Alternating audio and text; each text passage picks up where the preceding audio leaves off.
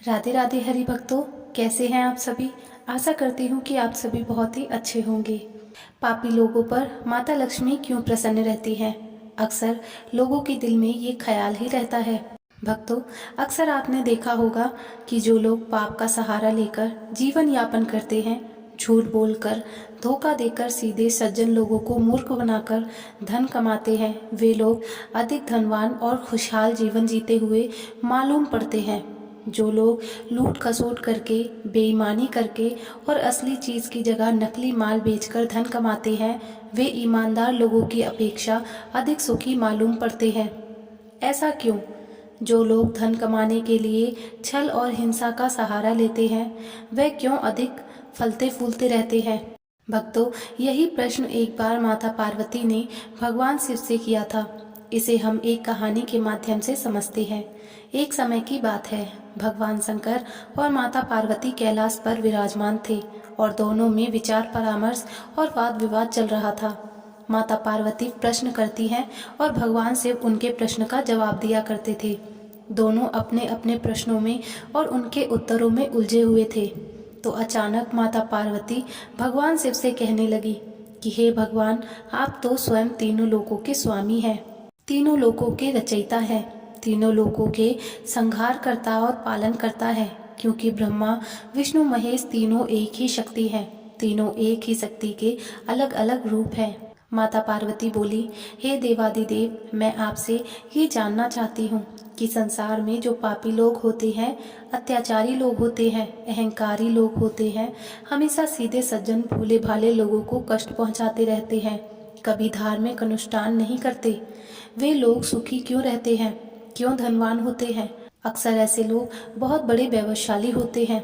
क्या देवी लक्ष्मी ऐसे ही लोगों से अधिक प्रसन्न रहती हैं? मैं इस बारे में आपसे जानना चाहती हूँ। जब भगवान शंकर ने माता पार्वती की बात सुनी तो भगवान शंकर कहने लगे कि देवी पार्वती, ये संसार सागर है, इसमें क्या क्या होता है इसकी कल्पना भी नहीं की जा सकती।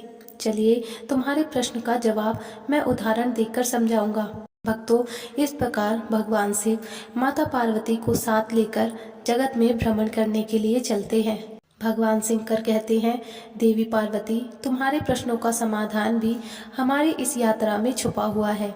अब तो माता पार्वती और भगवान शिव ने अपना भेष बदला और एक गरीब ब्राह्मण और ब्राह्मणी बनकर दोनों जंगल के मार्ग से पैदल पैदल चल दिए। मृत्यु लोक में भ्रमण करते हुए चलते चलते उन्हें रास्ते में एक कटे हुए वृक्ष की जड़ मिली, जिसकी पृथ्वी से थोड़ी ऊपर ढूंढी निकली हुई थी। और आप तो जानते ही हैं, जब कोई वृक्ष जड़ से पास से टूट जाता है तो उसकी थोड़ी सी ढूंढ बाहर रह जाती है।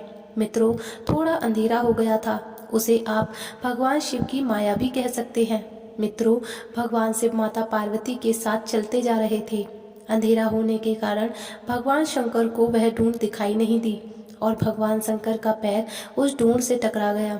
और जैसे ही उनका पैर ढूंढ से टकराया तो भगवान भोलेनाथ आगे की तरफ गिर गए। भगवान भोलेनाथ जब जमीन पर गिरे और उनके पैर से रक्त की धारा बहने लगी, अब तो माता पार्वती ये देखकर घबरा गईं। माता पार्वती ने जल्दी से अपनी साड़ी से पल्लू फाड़कर और उसका एक टुकड़ा फाड़कर भगवान शंकर के पैर पर बांधना आरंभ कर दिया।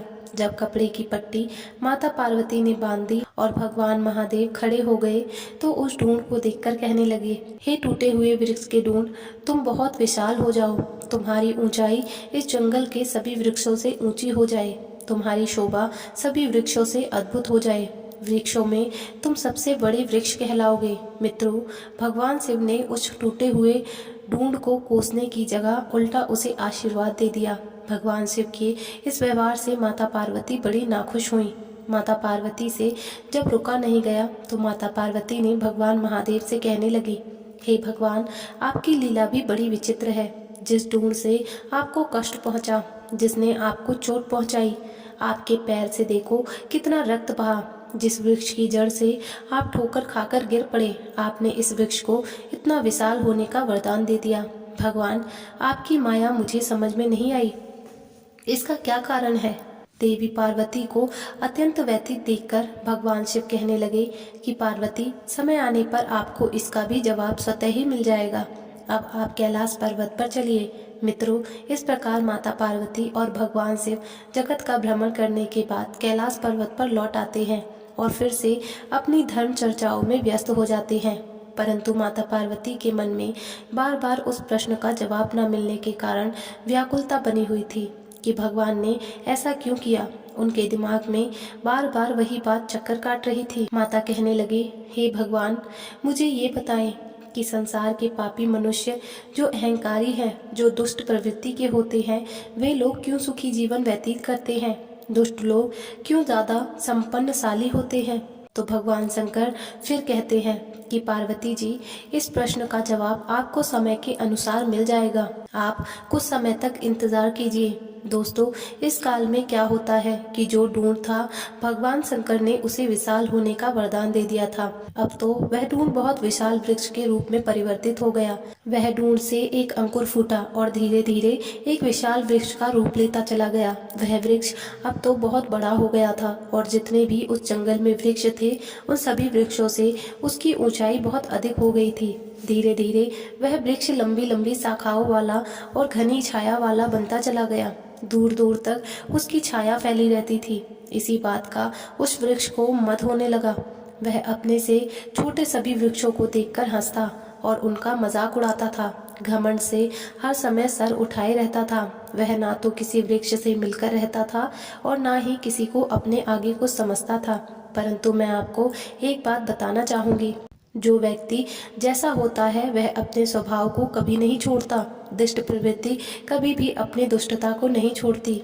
कई बार कुछ लोग धन प्रतिष्ठा पाकर गर्व से भर जाते हैं और ये भी सच है कि फिर वे उतने ही जल्दी नष्ट भी हो जाते हैं। अचानक से अगर किसी को शक्ति मिल जाए, धन मिल जाए, तो स्वाभाविक है वह अपने आपे से बाहर जरूर हो जाता है। कुछ लोग ही होते हैं जिन्हें धन पद से अभिमान नहीं होता। मित्रों, उस वृक्ष के विशाल होने के बाद अनेक प्रकार के पक्षी उस वृक्ष की लंबी लंबी शाखाओं पर बसेरा करना चाहते थे, लेकिन वह वृक्ष इतना घमंडी हो गया था कि जो पक्षी उसकी शाखाओं पर बसेरा करने के लिए आते थे, उन्हें वह अपनी शाखाओं से डराकर भगाने की कोशिश करता था। कहता था कि ये पक्षी तो उसकी सारी सुंदरता नष्ट कर देंगे, मेरे ऊपर घोंसला बनाएंगे, दिन रात मेरे ऊपर पीठ करेंगे, इनके रहने से मैं दूषित हो जाऊंगा। मित्रों, उसके मना करने के बाद भी पक्षी उसके ऊपर अपना घोंसला बनाकर रहने लगते हैं, तो वह अपनी शाखा को नीचे गिरा देता और अपने पत्तों को पतझड़ कर देता था। कई बार तो उसने पक्षियों के अंडे और बच्चों को नीचे गिरा दिया। इस बात से पक्षी लोग बहुत दुखी हुए थे। वे मन ही मन उस वृक्ष को कोसते थे।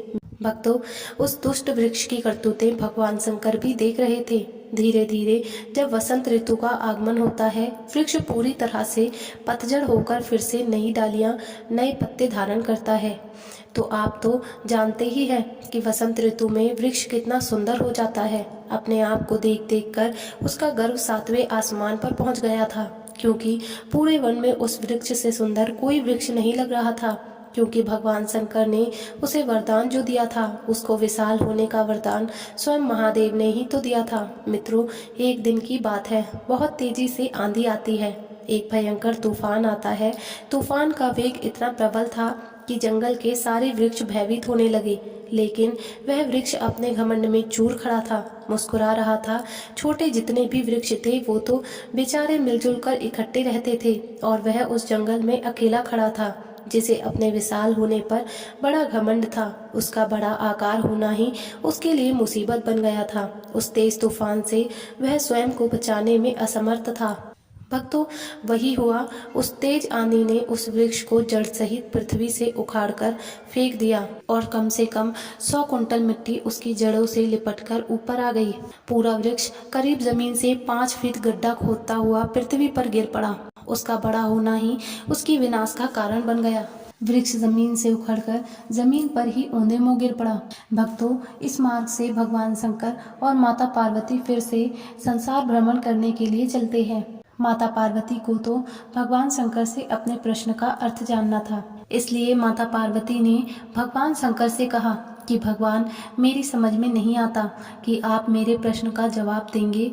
तो भगवान शंकर कहते हैं कि पार्वती जी चलो आज हम मृत्यु लोक का भ्रमण करने के लिए चलते हैं। मित्रों, इतना कहकर बातचीत करते हुए शिव और पार्वती जी साथ साथ भगवान शिव जंगल के रास्ते से चल पड़े, जिस रास्ते में वह विशाल वृक्ष जड़ सहित उखड़कर नीचे पड़ा था। भगवान शंकर और माता पार्वती उसी स्थान पर आ जाते हैं। जब उस वृक्ष को गिरा हुआ माता पार्वती ने देखा तो भगवान शंकर से कहने लगी कि हे देवादिदेव, आपकी लीला भी कितनी विचित्र है। देखो, ये कितना सुंदर वृक्ष है, कितना विशाल वृक्ष है। इस वन में इसके मुकाबले का एक भी वृक्ष नहीं है।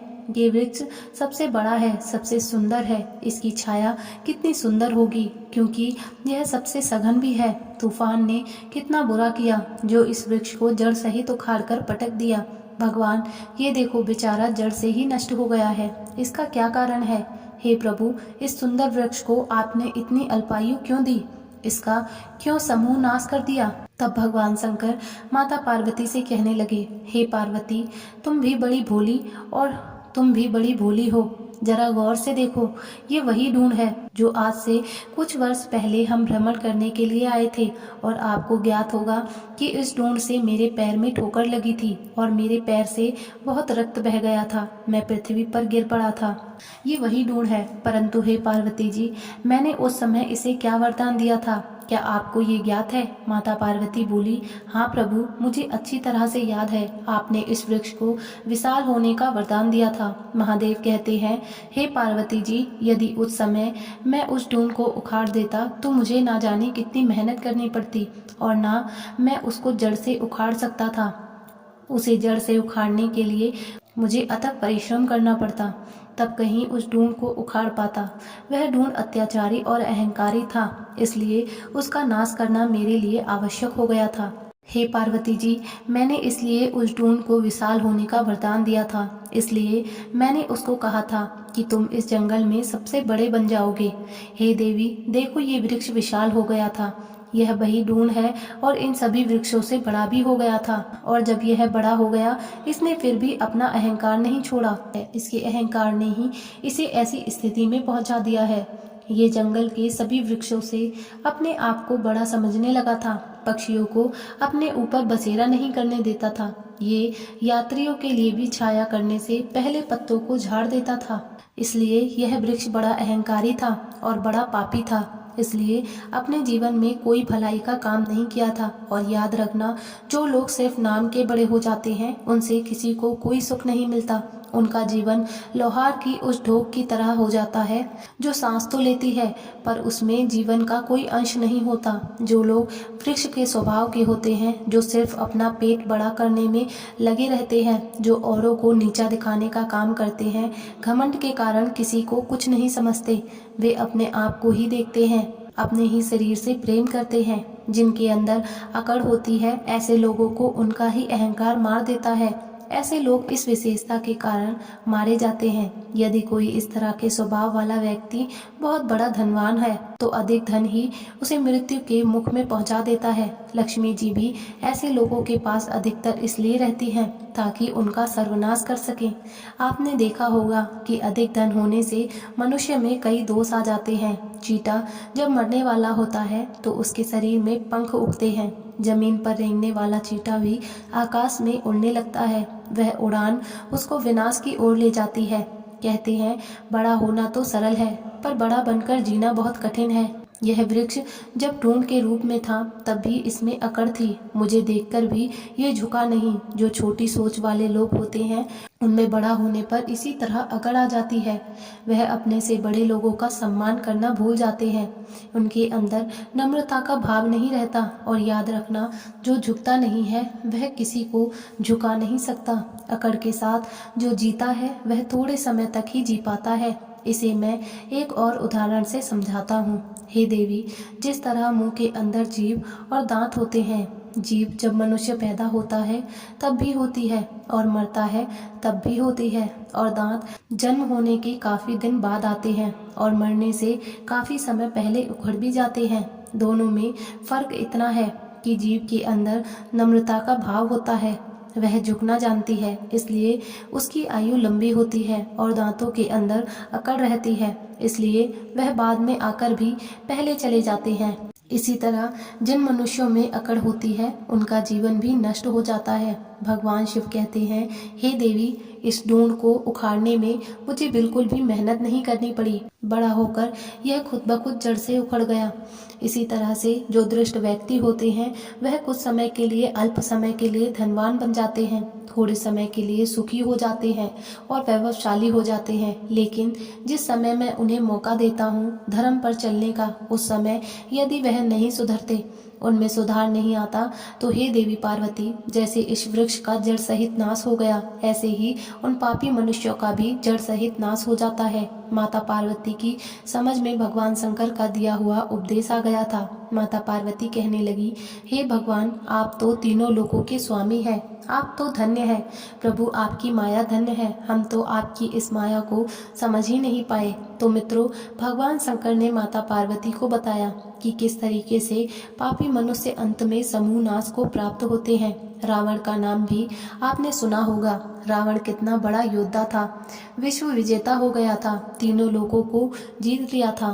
वह रावण भी लंबे समय तक नहीं जी पाया और एक दिन मृत्यु को प्राप्त हो गया। कहते हैं उस रावण के कुल में मंदोदरी को छोड़कर कोई रोने वाला भी नहीं बचा था। जो अहंकार में भरे हुए हैं, अपने अहंकार के सामने किसी भी व्यक्ति को तुच्छ समझते हैं, उसे नुकसान पहुंचाते हैं, किसी का दिल दुखाते या किसी को कोई हानि पहुंचाते हैं, तो अत्याचार करते हैं, पापों से बिल्कुल भी नहीं डरते, अपना काम सिद्ध करने के लिए दूसरों को नुकसान भी करते हैं, वह इन्हीं मनुष्यों की श्रेणी में आते हैं। वह कुछ समय के लिए सुखी तो रह सकते हैं, परंतु दीर्घ काल तक नहीं रह सकते। उनका अंत जैसे इस वृक्ष का समूह नाश हो गया, जड़ सहित यह जमीन पर गिर पड़ा, किसी को इसका नाश करने के लिए हाथ नहीं लगाना पड़ा। ठीक उसी तरीके से उन पापी मनुष्यों का भी अपने आप विनाश हो जाता है।